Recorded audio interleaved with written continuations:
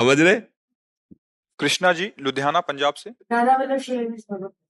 श्री हरिवंश बाबा, आपके चरणों में दंडवत प्रणाम। बाबा, बुरी संगत या बुरे बच्चों से कैसे बचा जाए?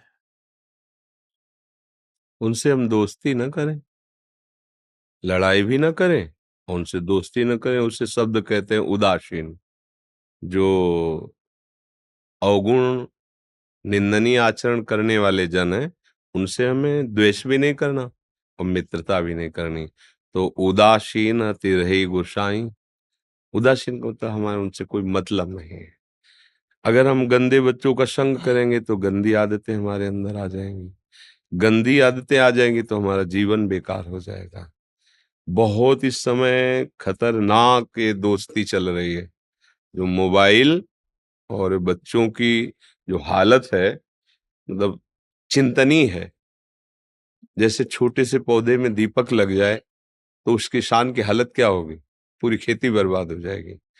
अब कुछ ऐसा समय आ रहा है कि हमारे जो बड़े महापुरुष हैं, जिनके वचन के प्रभाव से अमंगलों का नाश होता है, उनकी हालत शरीर की ऐसी प्रभु किए दे रहे हैं कि मतलब बड़ा कष्ट होता है। जैसे अब एक तो प्राय रह ही नहीं गए, कुछ उपासक हैं जो एकांत भजन करके अपना कल्याण चाहते हैं। और आवश्यकता हमें, हमारी समाज को ऐसा है कि अनुभूत और शास्त्र सम्मत वाणी के द्वारा जगत का, अब सत्संग नहीं मिलेगा, शास्त्र स्वाध्याय नहीं होगा तो अध्यात्म का पता नहीं। तो फिर पता वही है, टीवी और मोबाइल और गलत बच्चों का संग। इससे हमारी जो नवीन पीढ़ी है, इसे वासना की ऐसी दीमक लग चुकी है कि कैसे देशभक्ति करेंगे, कैसे माता पिता की भक्ति करेंगे, कैसे भगवान की भक्ति करेंगे। अगर ये जीवन में नहीं तो फिर पशु और मनुष्य में अंतर क्या रह गया? मुर्दा आदमी है वो, जो भगवत विमुख आचरण है, वो मुर्दा आदमी। जिन हरि भगति हृदय नहीं आनी, जीवित सौ समान ते प्राणी। अब छोटे छोटे बच्चों को इस मोबाइल ने ऐसा बर्बाद, भगवान कलयुग की कृपा है, ऐसा गुण भी रख दिया है कि अब हम उसे निषेध भी नहीं कर सकते कि इमरजेंसी, अत्यंत आवश्यक बात तुरंत करो। दूर बैठे भगवत भक्ति प्रेमी महात्माओं के वचन, भक्ति का स्वरूप, भगवत लीला, ये बैठे बैठे श्रवण कर लो, ये गुण भी रख दिया। अब गेम खेलना, गलत बातें देखना, गलत चिंतन बढ़ाना, ये उसमें। तो हमें लगता है ऐसे बच्चों से बचो और मोबाइल से भी बचो। क्यों? अगर मोबाइल में गेम देखा जाए, गंदी बातें देखी जाए, अब छोटे छोटे बच्चे, अब जो ऐसी बातें देखेंगे जो संसारिकता बढ़ाने वाली, तो वही चिंतन में आएगा, वही धारा बन जाएगी। इसीलिए हमारे पूर्व में चाहे राजकुमार हो और चाहे गरीब का बालक हो, दोनों को संतों के पास रखा जाता था, गुरुकुलों में। क्योंकि वहां शास्त्रीय शिक्षा, भागवती शिक्षा, बाल्यापन एकदम ब्रह्मचर्य और धर्मयुक्त, तो गृहस्थी में जाकर वही परम पावन गृहस्थ बनते थे। वही साधु सेवी, भगवत सेवी महात्मा उनके गर्भ से प्रकट होते थे। तो इसलिए हमें लगता है कि लड़ाई झगड़ा न करके ऐसे बच्चों से दोस्ती ही न करे, और दूर रहे तो बचा जा सकता है। और राधा राधा खूब नाम जप करे। नाम जप करते हो? क्या जपते हो? राधा राधा। हाँ, बस राधा राधा जपोगे, कोई बाधा परेशान नहीं कर पाएगी। जी। प्रतिभा जी दिल्ली से। राधा वल्लभ श्री हरिवंश। गुरुदेव भगवान, आपके सत्संग से ये तो ज्ञात हो गया कि श्री जी के भजन करने में ग्रस्त या विरक्त होना कोई बाधा नहीं है। हम कहीं पर भी रहकर भजन कर सकते हैं, बस हमारा मन श्री जी से जुड़ा होना चाहिए। परंतु गुरुदेव, जब हम ग्रस्त ग्रस्त के कार्य करते हैं, श्री जी की सेवा या भजन में मन को एकाग्रचित रखते हैं, तभी कोई अतिथि या परिवार का जन आकर विक्षेप पहुंचा देता है या उठकर दरवाजा खोलना पड़ता है, उस समय ग्रस्त होना बहुत बुरा लगता है। नहीं नहीं, ये भी मन की चाल है। नहीं, अगर कोई अतिथि आया है या घर परिवार का सदस्य है, भगवत भावना करो। जिनकी पूजा कर रहे थे वही तो आए हैं, भावना कर लो, बढ़िया बन जाए। आओ आओ, बिठा दो, बैठो। कोई अतिथि आया है, उसको जल पिला दो, बैठाल दो।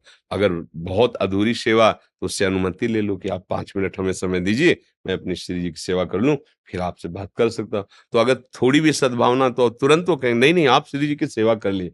अगर ऐसा है कि मैं, मुझे बस 2 मिनट ही टाइम है, तो हम अपनी श्री जी की सेवा रोक देते हैं, उनसे बात कर। हमें उसमें घबराना नहीं है।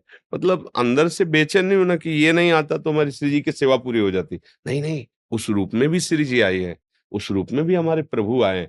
देखो, हमारी भक्ति का स्वरूप यही है, परिपक्व भक्ति का स्वरूप कि चराचर जगत में प्रभु के सिवा कोई नहीं है। अंतिम बात ये अनुभव में आ जाए, जड़ चेतन जग जीव जत सकल राम मैं जानी, बंदों सबके पद कमल सदा जोर। सच्ची मानो ये केवल माया का नाटक है कि हम तुम स्त्री पुरुष राग द्वेष नहीं, ये केवल भगवान ही लीला कर रहे हैं। तो जब कोई अतिथि आया, भगवान पधारे, आओ मृदुवान बैठिए, आप जल पिएंगे आप? तो आप 5 मिनट बैठ जाइए, हम अपनी श्री जी की सेवा कर लें अगर आपकी अनुमति हो, फिर हम आपसे बैठकर बात करें। बढ़िया मृदु व्यवहार, क्योंकि प्रभु न जाने किस रूप में कब कैसे आ रहे हैं। अच्छा, घर का कोई जन है, अब यहाँ ध्यान देना, मान लो पति है, पुत्र है, उसको स्कूल जाना है, उसको ऑफिस जाना है, तो हमें जरूरी सेवा ये नहीं कि हम श्री जी की सेवा करें, हमें जरूरी है पहले वो सेवा करना। उनके लिए टिफिन बना दिया, उनके लिए वो, आप उनके लिए तैयारी कर दी, आप जाओ। अब हमारे पास समय, तो हम उस समय को सार्थक करें श्री जी की सेवा में। पहली प्रधानता गृहस्थ की होनी चाहिए, जो आपको कर्तव्य कर्म मिला है। मान लो आप सुबह उठे, एक माला जप लो, इसके बाद आप जाओ नौकरी, बीच बीच में आप नाम जप करते जाओ, मंत्र जप, आपकी हर सेवा भजन हो रही। कोई भी विक्षेप भजन में हमें डाल ही नहीं सकता। विक्षेप में भजन हम स्वीकार करते हैं, ये आदमी विक्षेप है, ये बात विक्षेप है, वो हम स्वीकार करते हैं। नहीं, कोई हमारे भजन में विक्षेप, भजन कोई छोटी मोटी चीज नहीं है। भजन ऐसी महान चीज, पूरे विश्व को पचा जाए, पूरे विश्व का विरोध सह करके भी मुस्कुरा दे, भजन बहुत बड़ा बल है। इसलिए छोटी छोटी बातों में विक्षिप्त होना ठीक नहीं है कि गृहस्थी में होना, फिर अगर हम बाबा जी होते या विरक्त होते तो भजन कर लेते, असंभव। भजन कोई खिलवाड़ नहीं है, अगर तुम गृहस्थी में नहीं कर पाए तो विरक्ति में नहीं कर पाओगे, बात समझ लो।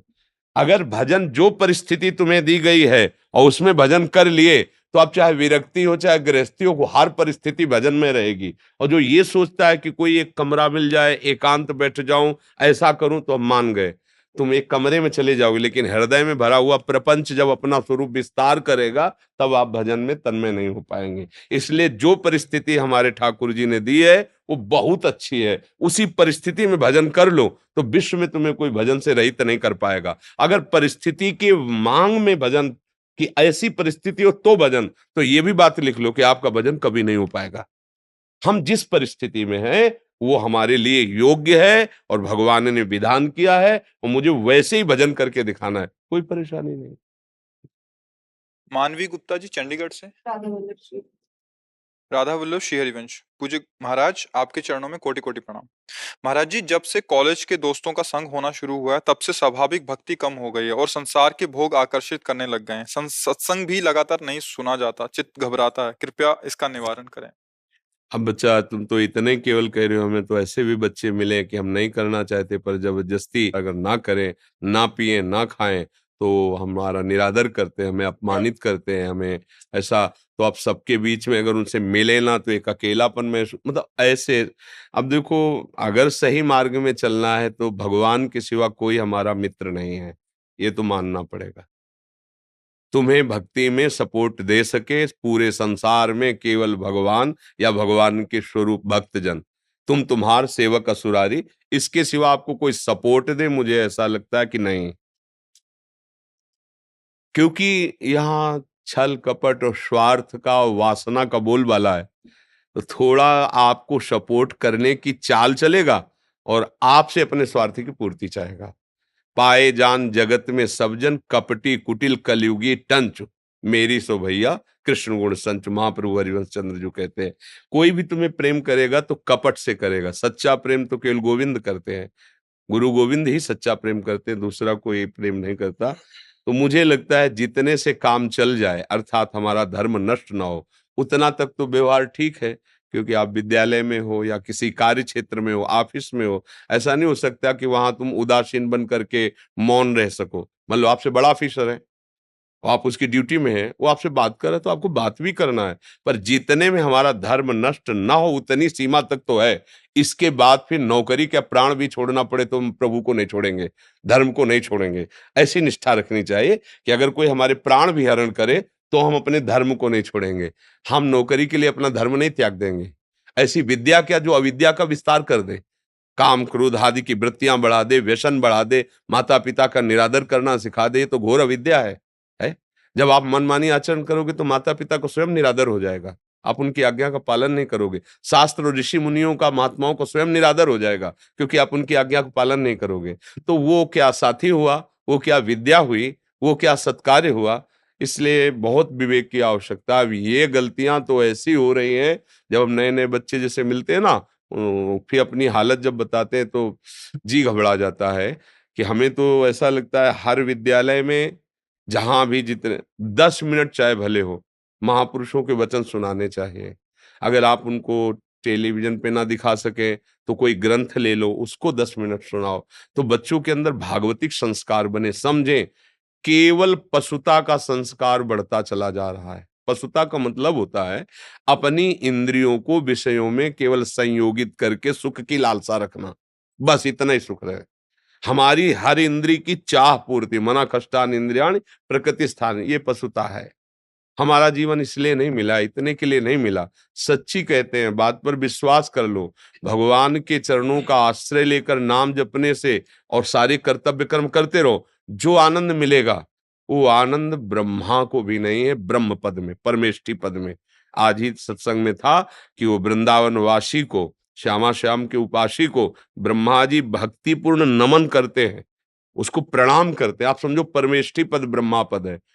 ब्रह्मादिक के भोग सब विषम लागत ताई, नारायण ब्रजचंद की लगन लगी है जाए। नारायण स्वामी कहते हैं कि श्री कृष्ण अनुराग में उन्मत्तता पाने के लिए साधक चल रहा है, तो उसके अंदर ऐसी क्षमता आ गई कि ब्रह्मादिक के भोग विष के समान लगते हैं। आज हमारी दुर्दशा हो रही है, हमारे समाज की, हमारी जो नवीन पीढ़ी है, छोटे छोटे बच्चे गलत आचरणों में उतर रहे हैं। मदिरा पान आदि उसको कोई दोष ही नहीं मान रहे, मनोरंजन समझ रहे हैं। व्यसन और भी नशा, ड्रग्स है, और धुआं वाला वो क्या चिलम विलम, ये सब गांजा, ये सब ऐसे गंदी आदतें स्कूल में बच्चों की पढ़ रहे हैं। अब बोलो क्या इनकी जिंदगी होगी। मुझे लगता है नवीन बच्चों को बहुत सावधानी से शिक्षा देनी चाहिए, जिससे वो अपने जीवन को संभाल सके। व्यसनी हो गया तो क्या, व्यभिचारी हो गया तो क्या जीवन रहेगा। अभी तो बच्चा है वो, अभी से हालत उसकी खराब हो गई। इसलिए आप सब बच्चों से, भाई बहनों से प्रार्थना है, अपने आप को बचाओ और दूसरों का ऐसा संग करो जो तुम्हारे सतमार्ग में लाभदायक हो। अन्यथा फिर भगवान के सिवा कोई सहारा नहीं। उन्हीं का आश्रय लो और पढ़ाई पढ़ो और एकांतवास करो अपने माता पिता की संरक्षण में, जहां सुरक्षित। आज का समय नहीं रह गया। जो ज्यादा गलती बढ़ रही है ना, गंदी बातें बढ़ रही ना, उसका स्वतंत्रता ही दोषी है। हम समझ रहे हैं कि हम माता पिता गुरुजनों की आज्ञा का उल्लंघन करके मनमानी स्वतंत्रता में आनंद ले लेंगे। नहीं, ये गुलामी है, मन की गुलामी है, इंद्रियों की गुलामी। जो गुरुजनों की आज्ञा में परतंत्र रहता है, उस माया से वो स्वतंत्र हो जाता है। अभय होए जो तुम्हें डराए। जो गुरुजनों से डरता है, उनकी आज्ञा उल्लंघन नहीं करता, माया उससे डरती है। और जो गुरुजन और शास्त्र का अपमान कर देता है, अवहेलना कर देता है, माया बलात् उसको गुलाम बना लेती है। छोटे छोटे विषय, छोटी छोटी इंद्रियों के भोग में वो आसक्त होकर के दुर्गति को प्राप्त होता है। इसलिए बच्चों सावधान। ये जो चला है, हम बार बार कहते गर्लफ्रेंड बॉयफ्रेंड, ये आज तक हमारी समझ में नहीं आया। हमारी समझ में तो नहीं आया। क्या वो दोस्त जो हमें पतित होना सिखाए, क्या वो दोस्त जो हमारे साथ जीवन में खिलवाड़ कर दे। मतलब धर्म का कोई अस्तित्व नहीं, पवित्रता का कोई अस्तित्व नहीं, संयम का कोई अस्तित्व नहीं, हमारी दोस्ती है। भाई क्या ये दोस्ती है। और इसी का दुरुपयोग होता है। इसी का दुरुपयोग होता है कि छल करके एक दोस्त दूसरे की हत्या कर देता है, एक दोस्त दूसरे का पतन कर देता है। मुझे लगता है दोस्ती नहीं है, ये कलयुग की चाल है। बहुत संभल करके बच्चों और बच्चियों को रहना चाहिए। और हमारी बात समझ में आए तो आवे, नहीं तो राधे राधे तो है ही है, फिर देख लो। ज्ञानेंद्र